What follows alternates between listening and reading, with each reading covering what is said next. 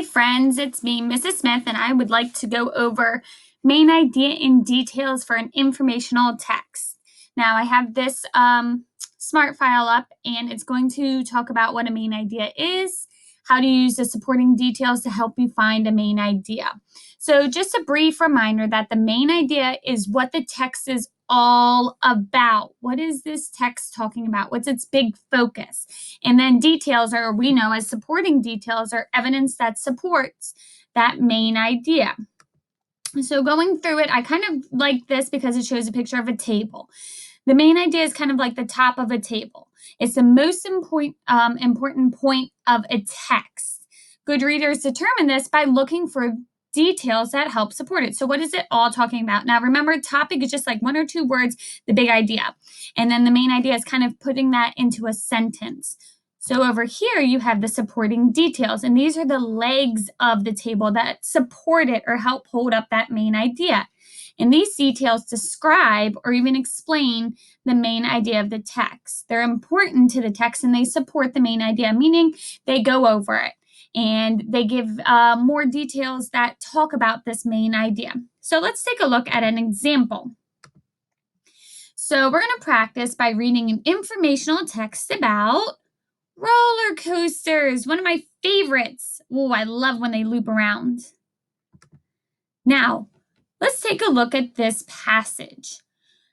Then, when we're done reading the passage, we're going to figure out what do we think the main idea is, and we'll underline it. And then we're going to underline details that help support it. So let's go ahead and start reading. Roller coasters move in different ways. They can loop upside down. Some twist and turn on the tracks. Others rise high in the sky and then drop suddenly.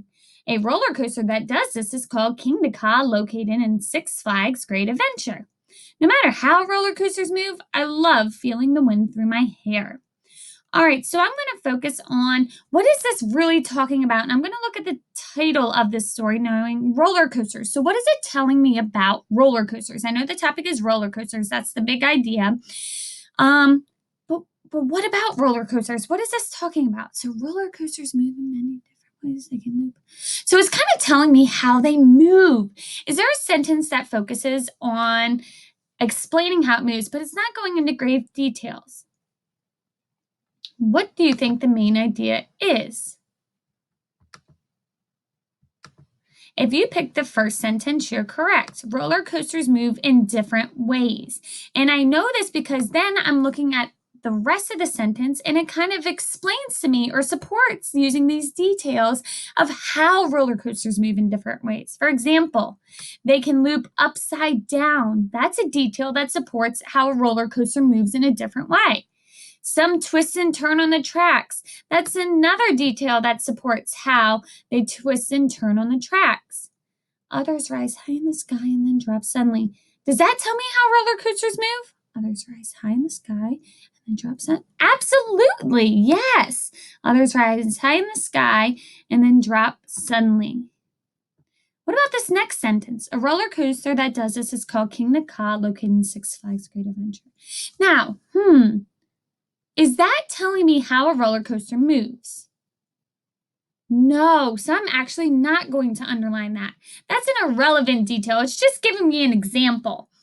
Let's go on to the next one. No matter how roller coasters move, I love feeling the wind through my hair. Is that telling me how they move? Nope, that's just kind of closing my paragraph. So as you can see, it has three details and it's really talking to me about how roller coasters move. So that lets me know that that is the main idea. Let's keep going.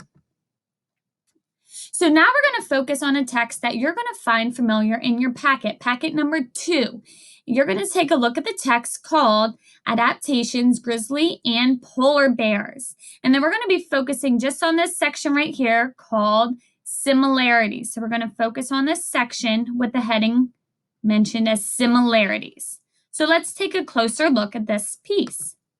Similarities. Now I know it's a little blurry. Just bear with me and I'll read it with you. Mammals have adapted to live in different parts of the world. Bears live all over the world. Grizzly bears live in North America. Polar bears live inside the Arctic Circle. In many ways, they are the same. They are very large animals. They can weigh more than 1,500 pounds. Both kinds of bears have toes with claws they cannot retract. This means bears cannot pull their claws inside. They can stand on their hind legs.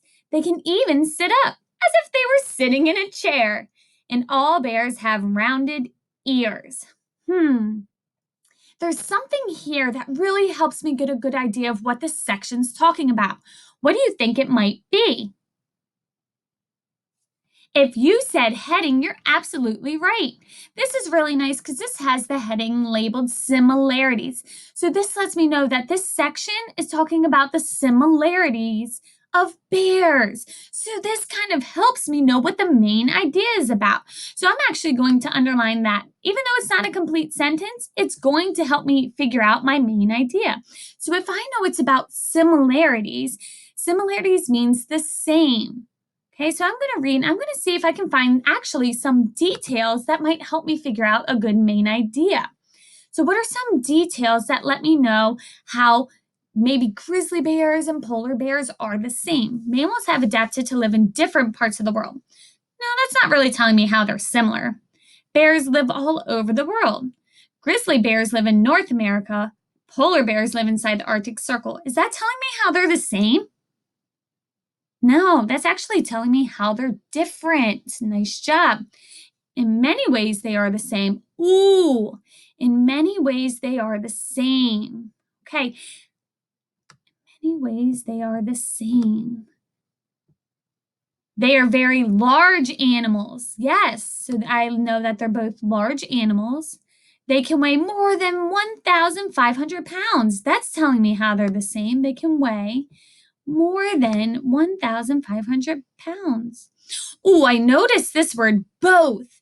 Both is a great word to let me know that they're talking and comparing about how these bears are the same. Both kinds of bears have toes with claws they cannot retract. So I'm going to underline that. Both kinds of bears have toes with claws they cannot retract. Take a look at your toes. Wiggle them. Their claws, they can't retract those. And that means that bears cannot pull their claws inside. They can stand, and the word they means that it's using that word to describe both polar bears and grizzly bears. So that's a key word. They can stand on their hind legs. They can even sit up. So look at all these details that I have underlined that talks about the similarities of grizzly bears and polar bears.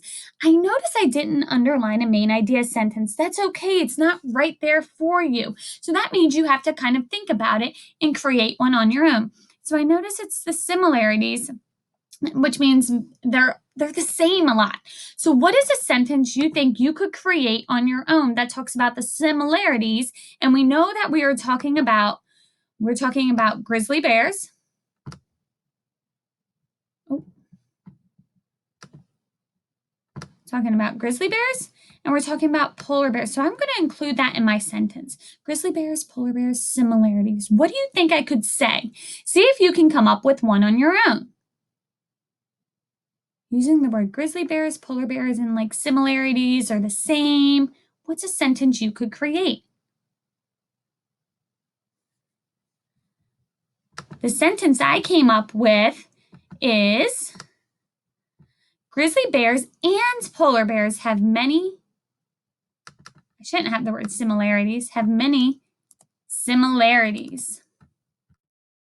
So grizzly bears and polar bears have many similarities. So that's a sentence that I came up with on my own.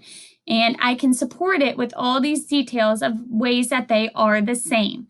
So just remember that main idea is what that section or that entire text is talking about, and details or supporting details are evidence that helps support that main idea. Okay, I hope that this helped you, and I hope you can use this video when you are reading your text.